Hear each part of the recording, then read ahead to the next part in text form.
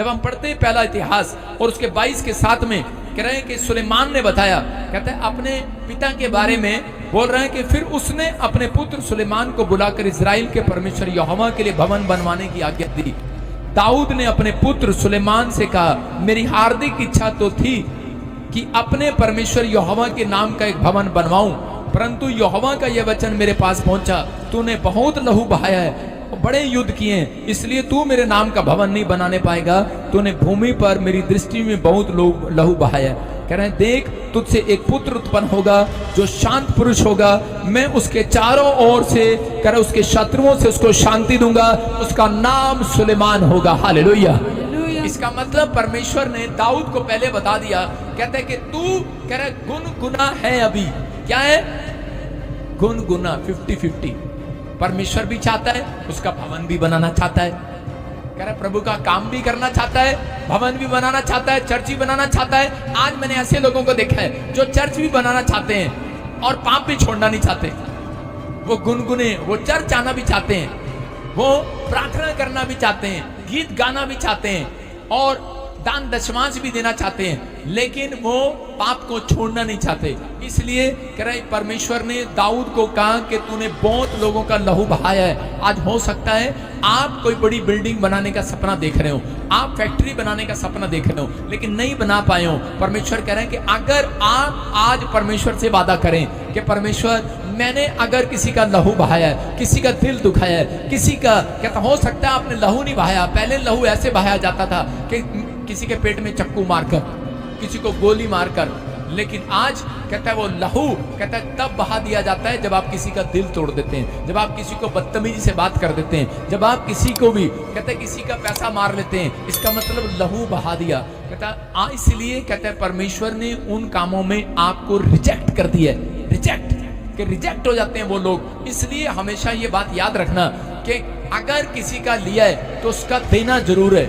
एक आदमी मेरे पास आया और कहने लगा, पापा कह रहा मेरे दादे परदादे बहुत अमीर थे, लेकिन हम आज तक भी वहीं के वहीं हैं। कह रहे कारण क्या, हम प्रार्थना भी करते हैं, चर्च भी जाते हैं। तो परमेश्वर ने मुझे बताया कि जैसे कह रहे शाऊल के घराने ने लेवियों को मार दिया था, ऐसे ही कहता है कि इसके परिवार ने कहता है कि मारा नहीं है, इसने गरीब आदमियों की जमीनें रख ली, उनकी हाय इसको लगी हुई है, उनका लहू बहाया है इसने। और आज भी बहुत सारे लोगों के काम इसलिए बंद है क्योंकि उनके जीवन में अगर किसी से 500 रुपया उधारा ले लिया तो कभी उसे वापस नहीं देगा, उसने लिया इस सोच के कि मुझे नहीं देना। मैं कह रहा हूं इसलिए आपने और उसकी हाय आपके ऊपर लगती है। इसलिए मैं कह रहा हूं कि अगर आपसे दिया नहीं जा रहा तो आप कहो अपनी प्रार्थना में जरूर रखो कि परमेश्वर मैं उसका देने पाऊं। मैं कह रहा हूं आज ही आपके ऊपर से उसका दिया हुआ शराब टूट जाए यीशु मसीह के नाम में, आज ही खत्म। आप दे नहीं पा रहे, डोंट वेरी, लेकिन आप प्रार्थना तो कर सकते हैं। हो सकता है आपके हालात बिगड़े हुए हैं, लेकिन अपने अंदर सुधार तो कर सकते हैं कि परमेश्वर अब मैं से मांगने वाला ना रहूं, क्योंकि परमेश्वर ने कहा मैं तुम्हें देने वाला बनाऊंगा, लेने वाला नहीं।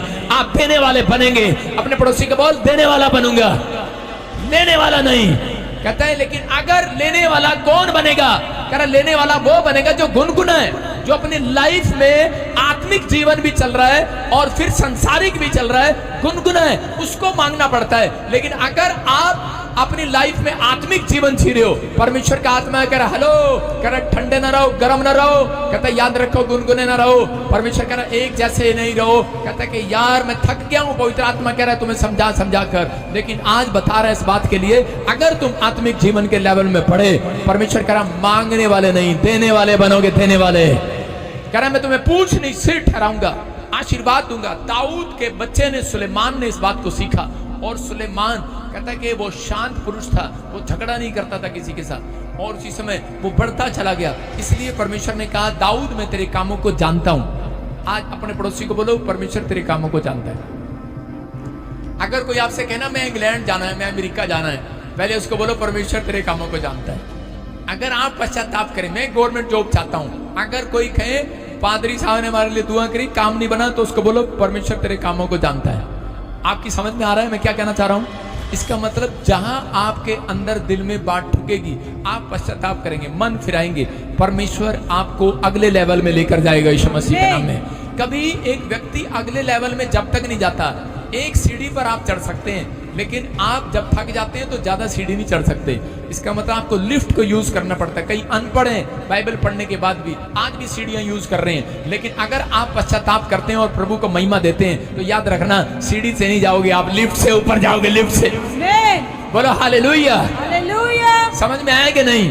कहता है आपको विश्वास में आगे बढ़ना है। पवित्र आत्मा कह रहा है कि इसका मतलब आपको परमेश्वर से प्रार्थना करना है इस बात के लिए कि परमेश्वर मैं ठंडा नहीं रहना चाहता, गर्म नहीं रहना चाहता, गुनगुना नहीं रहना चाहता, मैं परमेश्वर आत्मिक लेवल में बढ़ना चाहता हूँ। परमेश्वर उसकी ओर मुंह करते हैं, हमेशा उसकी ओर मुंह करते हैं, क्योंकि उसने इस बात को सीखा सुलेमान ने, और परमेश्वर ने उसको इतना धन दे दिया, इतना धन दे दिया कि उसके बाप से ज्यादा धन उसके पास आया। तो परमेश्वर उन लोगों को ज्यादा देता है, कह रहा है जो परमेश्वर के काम का है। अगर आप परमेश्वर के काम के नहीं है, अगर आप पवित्रताई में चलना ही नहीं चाहते, आप महसूस कर रहे हैं बच्चे शराब पी रहे हैं, आप रोक नहीं रहे, अगर वो नशा कर रहे हैं आप रोक नहीं रहे, सारा दिन गंदी फिल्में देख रहे हैं, वीडियो देख रहे हैं, आप रोक नहीं रहे, वो कहां जा रहे हैं कहां नहीं आ रहे हैं, आप बैठ नहीं रहे, देख नहीं रहे, तो हालात खराब रहेंगे, याद रखना। लेकिन परमेश्वर आज रात कहता है कि मैं तुम्हारे कामों को जानता हूं। वो आज आपको जानता है कि आपने कितने अच्छे काम किए और कितने बुरे काम किए हैं। आप अच्छे काम और बुरे काम का न्याय सोचते हैं कि स्वर्ग में होगा, लेकिन पहले वो धरती पर होता है। वो व्यक्ति कंगाल रहता है, दुखी रहता है, निराश रहता है, समस्या में रहता है। लेकिन अगर आपने परमेश्वर को आज हाथ उठाकर कहा है परमेश्वर मैं तेरे पीछे चलूंगा, मैं मंजदार में लटका नहीं रहूंगा, दो तरह की तलवार में मत लटके रहो। कुछ आज भी मसीह लोगों की हालात बहुत ही खराब हो चुकी है, हाथ उठाकर कहो कि परमेश्वर मैं लटका नहीं रहूंगा, मैं पेड़ पर लटका नहीं रहूंगा, मैं इधर उधर नहीं लटका रहूंगा। परमेश्वर आप समझ रहे कि नहीं, मैं ड्रीम में इधर उधर लटका नहीं रहूंगा। परमेश्वर मैं तेरे पीछे चलूंगा यीशु मसीह के नाम में। आज भी मसीह लोगों की हालत बहुत ही खराब हो चुकी है, ना तो वो ठंडे हैं ना वो गर्म है। मतलब कि या तो वो संसारिक है और थोड़े संसारिक है, थोड़े आत्मिक है। इसका मतलब 50-50। अगर आप कहते बीच में लटके हुए हैं तो कभी भी काम नहीं खुलेगा। ऐसे लोगों से परमेश्वर दूर रहना पसंद करता है। अगर आप कहते हैं सही रीति से चलना चाहते हैं, पवित्र आत्मा से प्रार्थना करो परमेश्वर मुझे इस राह पर चला, वो चलाएगा अगर आप कोशिश करते हैं। अगर बीड़ी पीने वाला कहे परमेश्वर मैंने बीड़ी नहीं पीनी, और सुबह फिर सुलझाए और पिए, फिर सुलझाए और पिए, परमेश्वर मैंने बीड़ी नहीं पीनी, रोज सुलझाए मैंने बीड़ी पीनी। बीड़ी में मंडल में 200 बीड़ी होती हैं, मैंने कौन सा गिनी है, मैं तुक्का मार दिया। बंडल में 200 बीड़ियां हैं तो रोज पी रहा है, रोज पी रहा है, रोज पी रहा है। लेकिन एक दिन ऐसा भी करे परमेश्वर मैंने बीड़ी नहीं पीनी, एक दिन तोड़ के भी दिखाई बंडल को। हालेलुया। समझ रहे कि नहीं? अगर तोड़ के दिखाएगा अगले दिन पवित्र आत्मा चमत्कार करेगा यीशु मसीह के नाम में। कहता है पड़ोसी को पूछो कौन सी कैटेगरी में आते हो तुम, पूछो से। इनको ये पता हम ए ग्रेड में आते हैं, बी में आते हैं, सी में आते हैं, एस में आते हैं। सबको पता, नौकरी के लिए सबको ग्रेड पता कितने ग्रेड चाहिए होते हैं, कौन सी कैटेगरी में हो। परमेश्वर से आशीष लेने के लिए भी आपको पता होना चाहिए कि आप ठंडे की कैटेगरी में हो कि गर्म की कैटेगरी में हो कि गुनगुने की कैटेगरी में हो। सबको कि पानी की बाल्टी में कौन सा पानी अच्छा लगता है, ज्यादा गर्म के ज्यादा ठंडा? नहीं, गुनगुना। गुनगुने से नहाना पसंद करते हैं। इसलिए आज लोग 50-50 रहना पसंद करते हैं। चर्च भी आएंगे, आप बैल मुझे मार नाटक भी देखेंगे रात को। चर्च भी आए फिर सुबह उठेंगे, ओहो प्रार्थना भी करेंगे, रात में पेड़ा जा सपना आ गया सीधा। आप कहते हैं कि आत्मिक जीवन कह रहा है जब जीना पसंद करेंगे तो परमेश्वर कह रहा है कि परमेश्वर को पापी भी पसंद है, धर्मी भी पसंद है। क्यों? क्योंकि पापी का इलाज की दवा परमेश्वर के पास है, उसका लहू। यीशु का लहू पापी को शुद्ध करता है और धर्मी को शुद्ध कर चुका है। डॉक्टर उस पेशेंट को पसंद करता है। आपके गांव में अगर कोई डॉक्टर है उसको पेशेंट को पसंद करता है जिसकी बीमारी का इलाज उसके पास है, जो टैबलेट उसके पास है। अगर उसको कैंसर के पेशेंट अच्छे नहीं लगेंगे, उसको पैरालाइज वाला पेशेंट अच्छा नहीं लगेगा, उसको कोमा का पेशेंट अच्छा नहीं लगेगा। याद रखना परमेश्वर को भी एक पेशेंट ऐसा है जो पसंद नहीं है। लिख लो अपनी बाइबल में, वो है घमंडी आंखें। अगर आपके अंदर घमंड है, आप बहुत सारे लोग जो हैं अपनी लाइफ में घमंड कहता उसके लिए पश्चाताप नहीं करते, इसलिए कहता आज भी उनकी लाइफ में संसारिकता में कहता आज भी वो जुए में जुते हुए हैं और उनकी लाइफ में कोई चमत्कार नहीं है। अगर आज आप चाहते हैं कि परमेश्वर मेरे जीवन में काम करे तो इसी समय हाथ उठाकर कहूं परमेश्वर घमंड का आत्मा मेरे अंदर से जाए यीशु मसीह के नाम में। संसारिकता में जी रहे हैं लोग, कह रहे जो संसार में जी रहे हैं उनको परवाह नहीं है, जो संसारिकता में जी रहे हैं, शराब पीते हैं, नाली में गिर जाते हैं, उनको परवाह नहीं। उनको कहो अरे भाई तुझे डर नहीं लगता? वो कहता है कि कोई बात नहीं, मैंने डर नहीं लगता, मुझे कोई डर नहीं है, स्वर्ग सुर कोई नहीं जाना। संसारिकता में जुए में जुते हुए व्यक्तियों को स्वर्ग का डर नहीं है, उनको स्वर्ग नहीं चाहिए। आत्मिक लोग जो होंगे वो अपनी डायरी पेन साथ लेकर आएंगे, वो हमेशा लिखेंगे अच्छी बात को, वो बाइबल में वचन को ढूंढेंगे, वो लिखेंगे, जो उनको पसंद होगा वो लिखेगा। परमेश्वर नोट करता है छोटी छोटी चीजें आपके जीवन से, अब वो नोट करता है। आत्मिक जब मरा, देखो कंगाल लाजर जब मर गया तुरंत स्वर्गदूत आए उसे उठा कर ले गए। वो स्वर्ग क्यों गया? क्योंकि उसने अपने जीवन में कभी नहीं कहा कि परमेश्वर कि मेरा कोट ठीक कर दे, मेरा फोड़ा ठीक कर दे, मेरे घाव ठीक कर दे। उसने नहीं कहा, क्योंकि वो जीना ही नहीं चाहता था संसार में।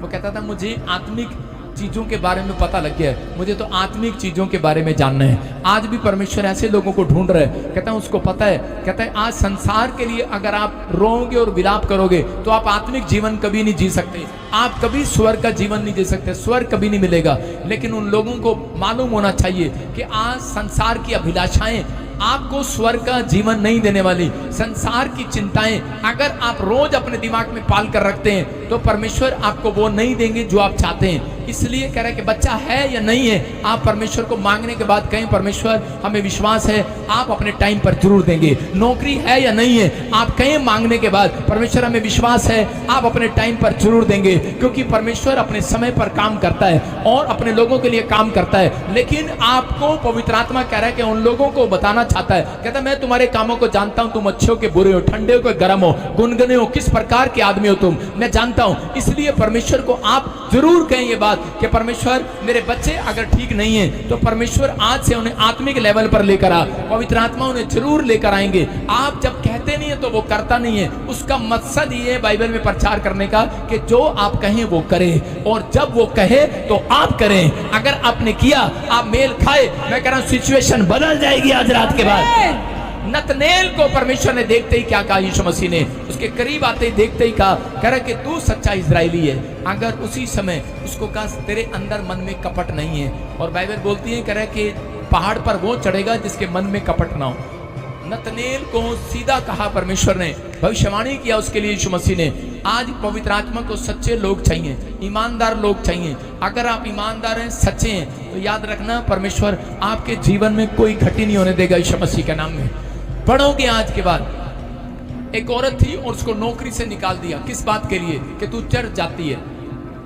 फॉरेन में यूरोप की बात बता रहा हूं, उसको जब चर्च से निकाल दिया और उसी समय कहा तो चर्च में जाती है, उस कंपनी के मालिक ने उसे निकाल दिया। और वो 2 दिन सोचती रही कि मैंने क्यों बपतिस्मा लिया, क्यों मैं चर्च गई, क्यों मैंने दान दशमा किया, क्यों मैं प्रभु में इतना बढ़ी, मैंने क्यों इतनी मेहनत किया।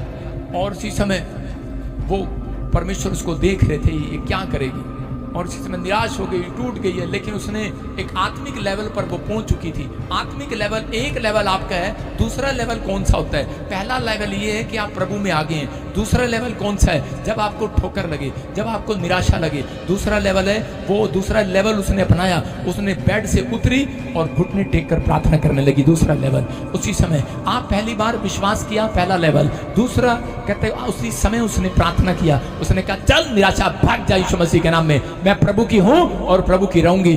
तुरंत उसको फोन आया, उसके मालिक ने कहा कि हमारा बजट, कहता हमने देखा है, कहता है कि तू वापिस आ जा। और वो वापिस गई और उसने कहा, कह रहा कि हम तेरे को रखना चाहते हैं क्योंकि हमें पता लगा कोई करोड़ों की डील जो थी बिजनेस में वो तेरे कारण आई है, तेरे कारण। कहते हैं कि हमारा, कह रहे कि कई फैक्ट्रियां खोल सकते हैं हम इतनी फैक्ट्रियां खोल सकते हैं, तेरे को रखेंगे हम। लेकिन उसने कहा कि तूने मेरे यीशु का अपमान किया है, तूने मेरा अपमान किया है, अब मैं तेरी फैक्ट्री में काम नहीं करूंगी, अब मैं खुद की फैक्ट्री लगाऊंगी। आज वो औरत खुद की फैक्ट्री की मालिक है, याद रखना। परमेश्वर कह रहा जिनके अंदर ये विश्वास है कि परमेश्वर मैं अब ठंडा नहीं रहूंगा तेरे कामों के लिए, मैं अब ठंडा नहीं रहूंगा, ठंडे रहने की जरूरत नहीं है। इसलिए परमेश्वर कह रहा है, या तो कह रहा मेरे सिर दर्द हो गया ऐसे लोगों से, या तो तुम आत्मिक हो जाओ या फिर संसारिक हो जाओ, कहता है एक हो जाओ। लेकिन आज कह रहा कभी गुनगुने 50-50 लोग परमेश्वर को पसंद नहीं है। उस औरत, अगर उस दिन हो सकता था वो औरत कहती कि परमेश्वर मैं आज के बाद मैं नहीं कर सकती प्रार्थना, मैं बहुत टूट गई है, मेरा हस्बैंड मैंने रोज कुटता, रोज मारता। आजकल लोगों के बहाने पता क्या है, मैं 50-50 इसलिए हूँ क्योंकि मेरा हस्बैंड मैनू कुटता, मैनू कहना ना मोटा जा मुंह करके मैनू मारता, मैं इस करके बैप्टिज्म नहीं ले पा रही, मश करके चर्च नहीं आ पा रही है, जैसे पान खा रही हो मुंह में। अरे 50-50 मत रहे, जब तू बदलेगी तेरा घराना पीछे बदलता आएगा यीशु मसीह के नाम में। इसलिए परमेश्वर कहता है पहले तू बदल, तेरा घराना चेंज होगा। लिखा कि नहीं बाइबल में कि तू और तेरा घराना उद्धार पाएगा। पहले तू, अपने पड़ोसी को पहले तू, पहले तू, पहले तू, फिर तेरा घराना। इसका मतलब पहला लेवल आप हैं, आप पहली सीढ़ी आप हैं। जब आप चढ़ेंगे परमेश्वर का निराश नहीं होंगे। वो औरत हो सकता था, कह सकती थी कि छोड़ परे, कुछ नहीं दिया परमेश्वर ने, लेकिन उसने भरोसा रखा और उसने अपने आप को ठंडे नहीं होने दिया। यीशु मसीह में आने के बाद अपने आप को ठंडा मत होने दो, गुनगुना मत होने दो, अपने आप को गर्म रखो, सर गर्म रखो। अपना अपने पड़ोसी को बताओ सर गर्म मत कर, मेरा सर गरम कर देते हैं। पादरी साहब अब तो कुछ नहीं हुआ, पादरी साहब मुंड नहीं मिलिया, पादरी साहब 3 बार ले हैंड कराई, कुछ नहीं मिलिया। सर गरम साडा हो जाता। अपना सर गरम रखो भाई साहब, ठंडे मत हो। आप परमेश्वर में बने रहो, कहते हैं, और करते रहो, प्रार्थना करते रहो। परमेश्वर जानबूझकर छोड़ते हैं कई बार, इसलिए वो देखना चाहते हैं कि ये कितना गरम रहेगा, कितना प्रभु में बोल रहेगा। अगर परमेश्वर उसको करें छोड़ देते और उसकी मदद ना करते, ऐसा नहीं हो सकता था। मैं कह रहा हूँ आज हो सकता है आपकी लाइफ में कोई ऐसी सिचुएशन हो और आपकी मदद ना हो रही हो, लेकिन उस समय में आप उसी समय घुटने टेक कर दूसरे लेवल पर चले जाओ। याद रखना, गवाहियों का शोर आएगा आपके कानों में। आमीन, आमीन बोलने वालों के आमीन। आप सभी को जय मसीह की दोस्तों, मेरा नाम है रोहित कुमार। आप देख रहे हैं सच्ची मसीह टीवी चैनल के माध्यम से और प्रभु के मीठे वचनों और पवित्र नामों में आपका स्वागत करता हूं। दोस्तों, आप सभी लोगों के बीच में लेके आ चुका हूं एक और प्रॉफिट बेजिंदर जी की एक अद्भुत और प्यारी भरी प्रार्थना दोस्तों। क्योंकि मेरे प्रियो, आज मेरे जितने मसीह भाई बहन हैं, मैं आप सभी लोगों से कहना चाहता हूँ कि आप लोग परमेश्वर के वचनों के द्वारा, परमेश्वर के वचन के तहत अपने जीवन को व्यतीत करना चाहते हो तो मेरे प्रियो इस प्रार्थना को ज़रूर सुनो। क्योंकि आज की शक्तिशाली और सामर्थ्य से भरी प्रार्थना विशेष रूप में उन लोगों के लिए है जो आज अपने जीवन में हमेशा निराश और उदास और चिंता में और तरह तरह की समस्याओं से जूझते रहते हैं। तो मेरे प्रियो, आपको चिंता करने की ज़रूरत नहीं है, आपको परमेश्वर पर भरोसा रखना है। क्योंकि मेरे प्रियो, परमेश्वर कहता है कि भरोसे के साथ ही लोगों का जीवन बदला जा सकता है। अगर आपके जीवन में भरोसा है, अगर आप अपने जीवन में भरोसा रखते हो, प्रभु के वचन के तहत चलते हो, तो मेरे प्रियो, मैं वादे के साथ कह सकता हूँ कि परमेश्वर का वचन कहता है उन लोगों के लिए है जो अपने जीवन को बदल सकते हैं। वो लोग अपनी तकदीर को बदल सकते हैं, अपनी हर एक समस्याओं को बदल सकते हैं। क्योंकि मेरे प्रियो, प्रभु का कहना है कि विश्वास और भरोसा ही मसीही लोगों की जीवन को बदलता है, मसीही लोगों के हर एक समय को बदल देता है। तो आज मेरे जितने मसीह भाई बहनें, सभी लोगों से कहना चाहता हूँ कि आप लोग परमेश्वर के वचन के तहत, परमेश्वर के बताए हुए मार्ग में, प्रभु के वचनों के तहत और प्रभु से हमेशा परमेश्वर के वचन के द्वारा विश्वास से और भरोसे के साथ जिएँ। क्योंकि मेरे प्रियो, प्रभु का वचन कहता है, हे सर्वशक्तिमान परमेश्वर, तू मेरे वचनों के द्वारा चल, तू मेरे वचनों के बताए हुए मार्ग में चल। प्रभु कहता है कि मैं तुम्हारे जीवन की हर एक समस्याओं को दूर करूंगा, मैं तुम्हें इस तरह की मजबूती दूंगा कि आपको आंधी और तूफान कुछ नहीं कर पाएगी। आपके जीवन की सारी समस्याएं दूर हो जाएंगी और आप अपने जीवन में जो निराश हैं, उदास हैं, चिंता में हैं, तरह तरह की मुसीबतों से जो जूझ रहे हैं, मेरे प्रियो, आप नहीं जूझेंगे।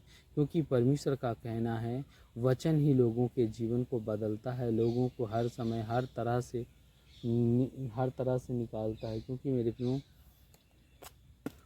आज हमारे बहुत से ऐसे मसीह लोग हैं जो हमेशा निराश रहते हैं, उदास रहते हैं, चिंता में रहते हैं, तरह तरह की समस्याओं से चिंतित रहते हैं। कहते हैं कि परमेश्वर हमारी प्रार्थनाओं का नहीं सुनता, हमारी प्रार्थनाओं का उत्तर नहीं देता। तो मेरे प्रियो, आपको चिंता करने की ज़रूरत नहीं है, बस आपको परमेश्वर पर भरोसा रखना है, श्रद्धा रखना है। प्रभु आपके जीवन की सारी समस्याओं को दूर करेगा।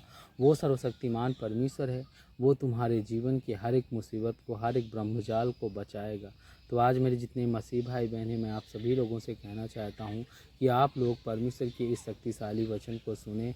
प्रभु आपको हर एक मुसीबत से बचाने का काम करेगा। तो आज मेरे जितने मसीह भाई बहन हैं, आप सभी लोगों से कहना चाहता हूँ, वीडियो अगर अच्छी लगे तो प्लीज़ चैनल को सब्सक्राइब करें और बेल आइकन को ज़रूर प्रेस करें। God bless you all of you. आमीन। नेक्स्ट वीडियो मिलता हूँ दोस्तों।